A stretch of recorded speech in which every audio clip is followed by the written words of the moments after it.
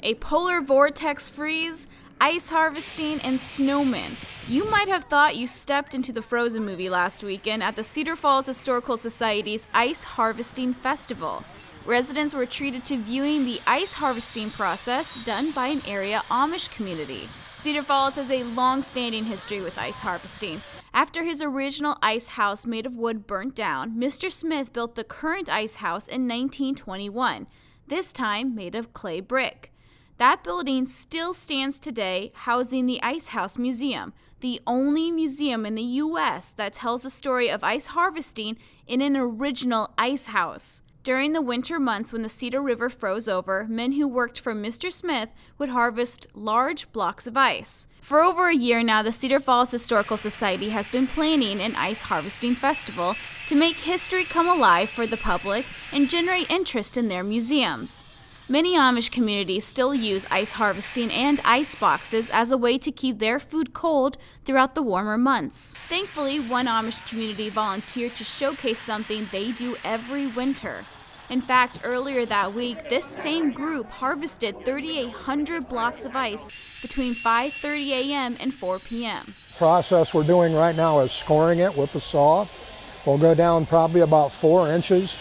And then from that point on, we score it into 6x6 squares. And Daniel will take his hand saw then and cut through that ice. And then we will take a spud bar and break it up. And then we'll float it to the elevator and shoot it up onto the bank where it'll be stacked and stored. However, there was some need of prep work. One of the things that we do is we'll start by clearing the ice with snow.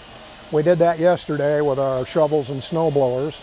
And what that helps do is the ice depth then permeates a little longer or deeper. Weather was something the Historical Society could not control. And just a month ago, they were a bit nervous there wouldn't be enough ice. At the beginning of January, it was much warmer here than it normally is, of course, so we were very worried that it wasn't going to be cold enough this year to freeze the lake. It was still open water. So we were very pleased, as much as everyone hates the cold weather, we were very pleased that it was able to freeze the lake for us. It might have been freezing with temperatures below -20 degrees just days before, but on that Saturday morning it was 40 degrees and wonderful for the whole family to be outside.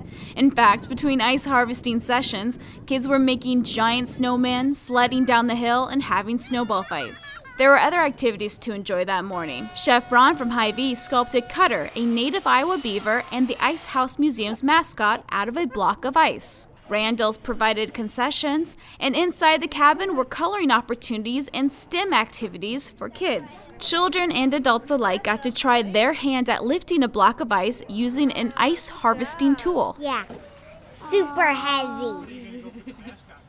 90 or 80 pounds. You think so? Yeah, or 100.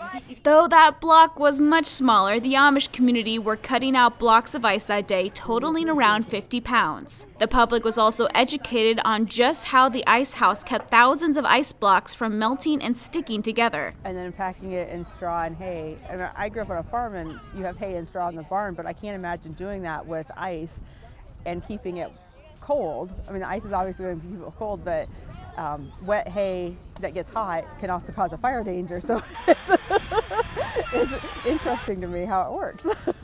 To dive into the history of ice harvesting in Cedar Falls, be sure to check out the Ice House Museum, open May through October. Reporting for Cedar Falls City News, I'm Shelby Gappa.